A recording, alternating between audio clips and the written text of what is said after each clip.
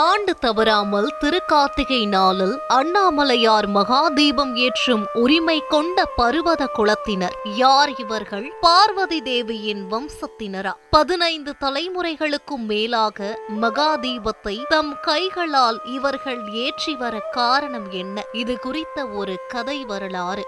உலக பிரசித்தி பெற்ற திருவண்ணாமலை அண்ணாமலையார் கோவிலில் ஆண்டுதோறும் கார்த்திகை தீப திருவிழா கொண்டாடப்பட்டு வருகிறது. இந்த விழாவில் முக்கிய நிகழ்வாக 2668 அடி உயரமுள்ள மலை உச்சியில் மகா தீபமானது ஏற்றப்படுவதும் அதை கண்டு தரிசிக்க சுமார் பல லட்சம் பக்தர்கள் வருவதும் வழக்கமாக இருந்து வருகிறது. இந்த மகா தீபத்தை பருவத ராஜகுலத்தினர் என்ற சமூகத்தை சேர்ந்தவர்கள் மட்டுமே ஏற்றும் உரிமையை பெற்றவர்களாக இருக்கிறார்கள்.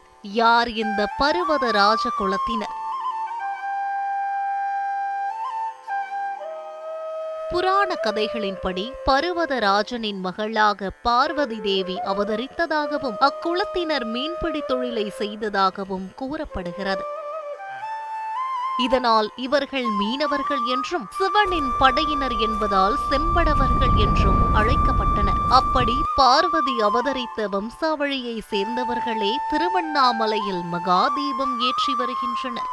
தீபம் ஏற்றக்கூடிய நபர்கள் 48 நாட்கள் விரதம் இருப்பர். அண்ணாமலையார் கோவிலில் பரிவட்டம் கட்டிய பின் கோயிலில் ஏற்றப்படும் பரணி தீபத்திலிருந்து மகா தீபம் ஏற்றுவதற்கான தீபச்சுடரை ஒரு மண் சட்டியில் வைத்து 2668 அடி உயரமுள்ள மலை உச்சிக்கு இவர்கள் அணையாமல் கொண்டு செல்கின்றனர். 200 கிலோ எடையில் செப்பு தகட்டில் செய்யப்பட்ட கொப்பரையில் காவி நிற வண்ணம் பூசப்பட்டு சிவ சிவ என வாசகம் எழுதப்பட்டு விபூதி பட்டையுடன் கூடிய லிங்க படமும் தீப விளக்கில் அர்த்த நாரீஸ்வரர் உருவாய் எழுவது போலவும் போன்று படம் வரையப்பட்டிருக்கும்.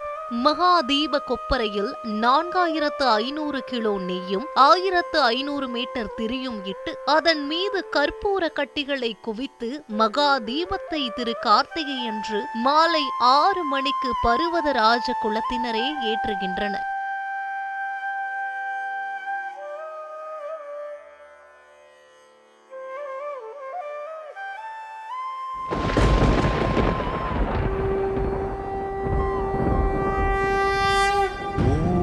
Namah Shivaya, Om Namah Shivaya, Om Namah Shivaya, Om Namah Shivaya. மிதித்து நாங்கள் மலைக்கு சென்றதற்கு எங்களை மன்னித்து விடு என்று சொல்லும் விதமாக இவர்கள் பிராயச்சித்த பூஜையும் செய்கின்றனர். கடந்த காலங்களில் வெறும் 3 நாட்கள் மட்டுமே எரியும் மகாதீபம் காலப்போக்கில் பக்தர்கள் வருகை அதிகமானதால் சுமார் 11 நாட்களுக்கு தொடர்ந்து ஏற்றப்பட்டு வருகிறது.